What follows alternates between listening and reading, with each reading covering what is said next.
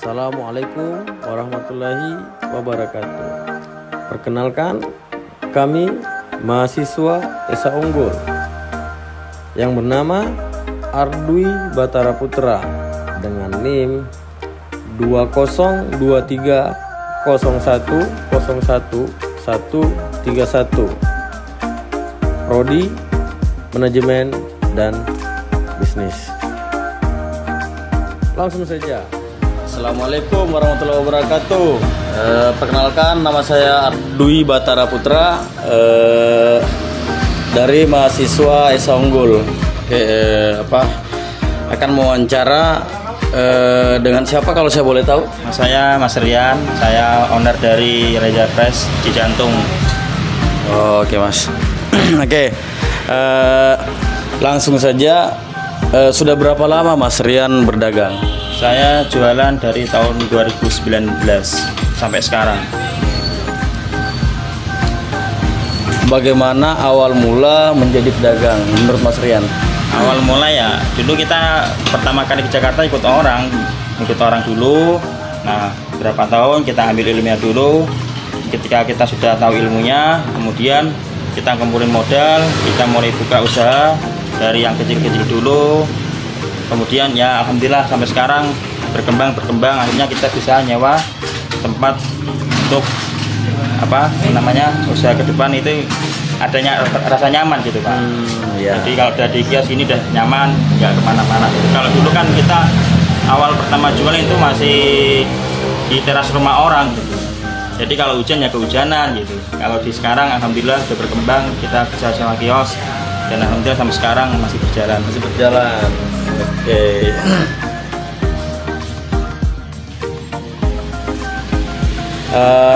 Terus, nah ini kan usaha apa? Jualan apa Mas? Es ya? Iya. Oke. Terus apa alasan Mas Rian untuk memilih usaha jualannya sini? Kan biasanya banyak usaha-usaha yang lain toh, yang misalnya bisa dikerjakan gitu segala macam. Nah, alasan Mas Rian? Ya, kalau dibilang alasan itu kan alasan ya, karena memang mayoritas orang-orang kita, yaitu orang-orang di Jepara itu kebanyakan memang usahanya es gitu. Tadinya kan kita di kantin. Nah, kemudian semenjak ada COVID-19 itu orang-orang kita jualannya di pinggir jalan gitu. Jadi memang bukan alasan, memang karena memang mayoritas orang kita di Jepara itu memang kebanyakan yang perantauan di Jakarta itu jualannya es gitu. Oh gitu. Berarti asal Mas Rian dari Jepara nih? Iya, Jepara. Oh iya, oke. Terus, nah kira-kira nih menurut Mas Rian berapa modal yang dikeluarkan? Nah awal mula merintis. Untuk awal mula itu dulu masih kecil ya Pak, mungkin kisaran 5 juta itu kita bikin gerobak.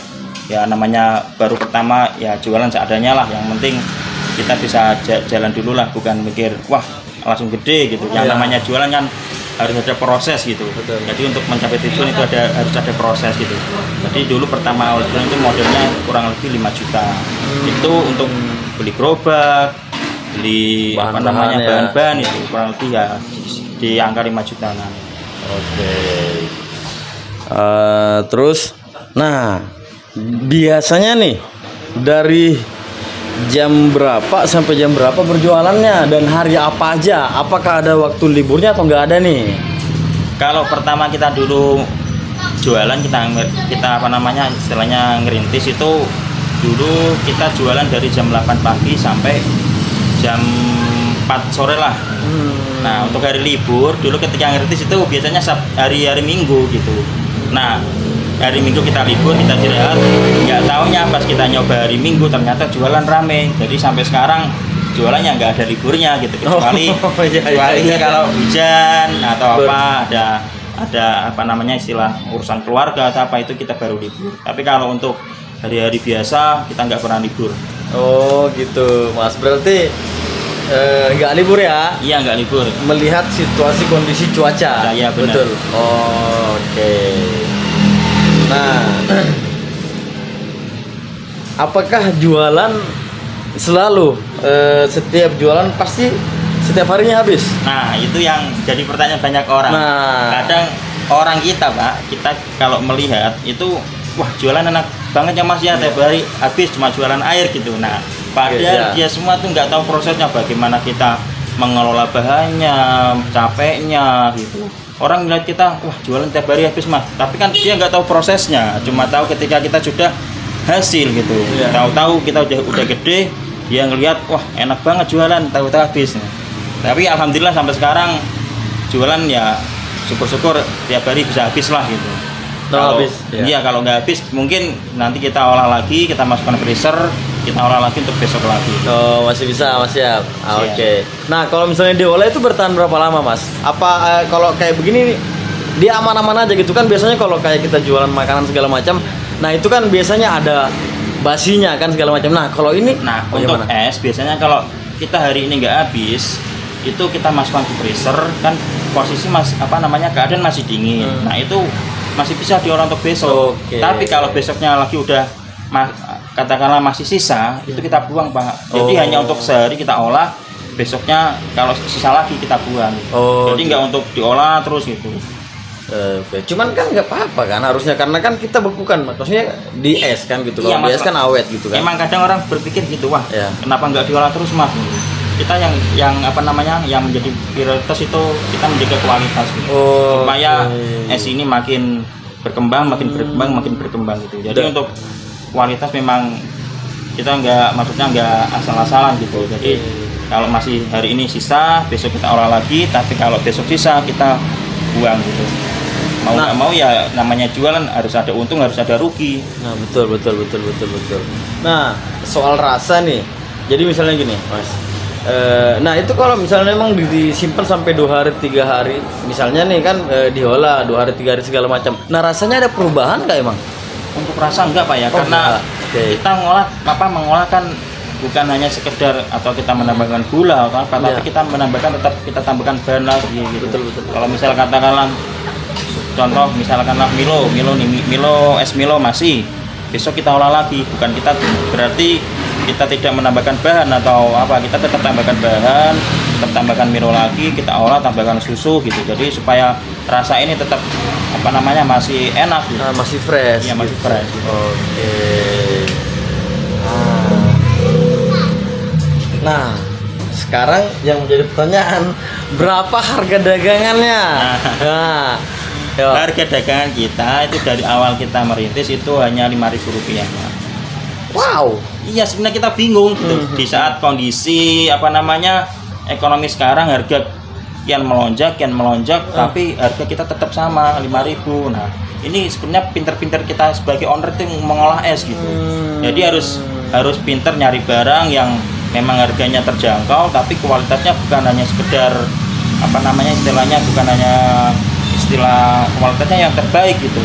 Kita jadi nyarinya bukan katakanlah nyari barang murah tapi kualitasnya jelek, kita nyari barang murah tapi kualitasnya yang bagus gitu. Jadi kalau misal katakanlah pas musim atau mangga atau alpukat, kita bukan beli dari pasar gitu, tapi kita beli dari petani, langsung dikirim petani. Jadi kan seger dong. Iya, harganya agak miring dari pasar, makanya kita masih bisa jual di harga 5.000 gitu. Karena kalau kita musim, kita ngambilnya dari petani, kadang juga ada yang ngirim langsung dari ya katakanlah kayak susu, kita ada yang ngirim bukan dari agen-agen. Kalau harga di agen itu mungkin harganya lebih katakanlah ada selisih daripada pengirim gitu. Jadi kita masih bisa jual di angka 5.000 gitu. Nah, jual di angka 5.000, otomatis kan kita bertanya nih, itu apakah tetap masih untung? Nah, padahal kalau kita pikir, nah untungnya dapat nggak ya? Nah, jualnya 5.000? Ya, itu yang jadi banyak pertanyaan juga Pak. Apakah masih untung dengan jual 5.000 dengan harga yang bahan-bahan yang mulai naik Mas itu? Ya tadi kita ngambilnya itu dari petani, kemudian juga kita jualan bukan hanya sekedar nyari untung, bukan hanya bisa nyari untung banyak, tapi kita nyari berkahnya juga gitu. Jadi kalau prinsip saya nyari untung sedikit tapi habisnya banyak. Bukan nyari untung banyak tapi habisnya sedikit. Nah itu kebalik. Orang jualan harus nyari untung sedikit tapi habisnya banyak. Bukan nyari untungnya yang banyak tapi habisnya sedikit. Ya itu kebalik. Kebanyakan kan orang mikir gitu, wah nyari untung yang banyak lah supaya itu. Tapi kan dia nggak tahu prospek ke depan apakah nanti dagangannya laku gitu. Ya kalau kita sendiri sebagai owner dari Raja Fresh, kita nyari untung yang sedikit tapi habisnya banyak. Oke, mantap sekali Mas Rian. Oke, nah, bagaimana cara Mas Rian mempromosikan dagangannya nih? Awal-awal mula segala macam, mungkin awal mula berdagang seperti ini. Nah, caranya mempromosikannya bagaimana? Ya untuk mempromosikan, dulu kita memang ketika kita buka pertama itu kita beli 2 gratis 1 supaya apa? Supaya itu konsumennya itu tertarik. Wah, beli sono beli 2 gratis 1 Dan bisa jadi mencoba rasanya karena iya, dan rasanya juga kan kualitas gitu kan. Jadi ada ada ketertarikan konsumen untuk beli barang kita gitu. Jadi bukan hanya sekedar istilahnya buka pertama langsung nyari untung, atau yang penting kita narik konsumen dulu, yaitu tadi dengan beli 2 gratis 1. Dan sampai sekarang pun kita kalau beli 10 juga gratis 1 gitu. Sekarang iya. Gitu. Sampai sekarang masih beli 10 gratis 1. Kemudian juga dulu pernah juga kita promosikan dagangan kita di istilahnya semacam GrabFood gitu. Dulu udah pernah. Jadi supaya peminatnya lebih banyak. Jangkauannya lebih luas gitu Mas. Iya, ya? jangkauannya lebih luas. Bukan hanya sekedar di lingkup kecil juga, tapi bisa orang kadang pengen beli tapi takut ketika hujan malas keluar, atau ketika panas malas keluar gitu. Sekarang kan mudah, dengan HP kan tinggal klik, wah, makanan diantar. Betul. Oke. Nah, cabangnya sudah ada berapa? Nah, untuk cabang kita memang belum ada Pak ya. Cuma ada sih keinginan untuk buka. Cuma mungkin kalau untuk cabang kita hanya ada di SMPN 217 di Jantung, itu punya saudara, dan di sini saya sendiri. Tapi untuk kalau keinginan buka sebenarnya sudah ada, cuma memang tadi yang nunggu belum ada. Jadi untuk istilah buka cabang baru itu kita belum sanggup, meskipun banyak ada yang Mas mau franchise gimana. Nah kita itu belum siap untuk di tenaga gitu. Oh, SDM-nya berarti kendalanya. Iya, SDM-nya masih kurang. Masih mencari orang. Kalau misalnya dapat yang pas, kira-kira mau buka. Nah itu emang yang pertama, memang kalau memang dapat orang yang bisa dipercaya, orang yang pas, insya Allah kita siap buka gitu. Oke. Terus, nah ini cara Mas Rian memilih lokasi jualan. Nah, kira-kira menurut Mas Rian, lokasi yang bagus buat berjualan itu di mana nih? Nah, dengan Mas Rian berbisnisnya AS ya gitu ya. Yang pertama ya kita melihat lokasi itu dari, mungkin kalau saya sendiri kan alhamdulillah kebetulan kita di depan sekolahan. Ya. Nah, jadi lalu lantang anak sekolah itu keluar masuk gitu. Jadi ada antar jemput atau mungkin kadang guru. Jadi kalau untuk lokasi memang kita cari yang strategis, kemudian nyari yang jalannya rame, bukan di gang-gang sempit atau apa gitu. Nah, begitulah kurang lebih ya. Pokoknya kita cari jalan yang rame, kalau bisa di depan sekolahan, itu juga strategis menentukan jualan kita ke depan gitu. Oke. Nah, ini oke, kembali lagi kepada harga. Saya masih penasaran terkait harganya. Ya kan? Harganya 5.000. Itu dari tahun 2019 awal mulanya. Sampai sekarang masih belum berubah harganya. Ya kalau ditanya harga memang sebenarnya bingung Pak ya. Kalau mau kita naikkan takut konsumennya pergi. Kalau kita kalau harga segitu dengan harga 5.000 kok bisa bertahan Mas sampai sekarang? Ya tadi yang pertama kita barang dari pengirim, bukan dari pasar atau apa. Yang kedua juga istilahnya itu kita kalau ambil barang tuh dari pengirim bukan hanya sedikit lah. Jadi kalau pengirim semakin banyak kita ngambil barang maka semakin murah. Jadi bukan kita ngambil dari pasar selisih. Kalau bisa di pasar harganya katakanlah mangga sekilo 15, kita dari pengirim bisa 10.000. Jadi selisih 5.000 lumayan gitu. Kita ngambilnya juga banyak, bukan hanya sedikit, karena untuk jangka panjang kita kupas, kita taruh di freezer gitu, Pak. Oke. Nah, ini udah pertanyaan akhir nih. Harapan Mas Rian buat kedepannya, dan kira-kira mau seperti apa kedepannya, langkah-langkah yang mau diambil kedepannya? Ya, harapan saya ya semoga saja usaha ini bisa berkembang, bukan hanya untuk saya sendiri, tapi untuk orang-orang juga yang pengen belajar atau apa. Ada orang kita bantuin sendiri juga. Saya ketika ada yang bantuin, ya prinsip saya, kamu di sini bantuin saya, tapi jangan sampai kamu di sini terus. Oke. Jadi suatu saat kamu ambil ilmu dari saya, kamu bisa, kamu buka. Jadi kalau bisa jangan ikut saya terus gitu. Kalau bisa kita harus berkembang bareng-bareng, kita maju bareng-bareng gitu. Bukan kamu nanti ikut saya terus, jadi nggak ada istilahnya kemajuan gitu. Ya harapan saya semoga saya sendiri bisa berkembang, orang yang pernah bantuin saya juga ikut berkembang, jadi sama-sama saling menguntungkan gitu. Oke. Oke Mas, ada lagi nggak kira-kira pesan-pesan buat teman-teman semua segala macam mungkin? Ya sekedar sedikit pesan saya, kalau usaha memang harus istilahnya benar-benar punya tekad, punya giat untuk memajukan usaha tersebut. Yang paling penting itu adalah doa gitu. Jadi usaha tanpa doa itu adalah bohong. Doa tanpa usaha adalah sombong. Mantap.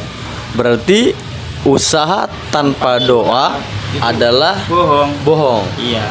Doa tanpa usaha sombong. Oke, cukup sekian dan terima kasih. Assalamualaikum warahmatullahi wabarakatuh. Waalaikumsalam warahmatullahi wabarakatuh. Adapun kesimpulan yang dapat kami ambil dari wawancara ini adalah bahwa kesuksesan dalam berbisnis memerlukan kerja keras, fokus pada tujuan, dan terus belajar untuk mencapai kesuksesan. Selain itu, juga penting untuk menjaga kualitas dan integritas dalam berbisnis.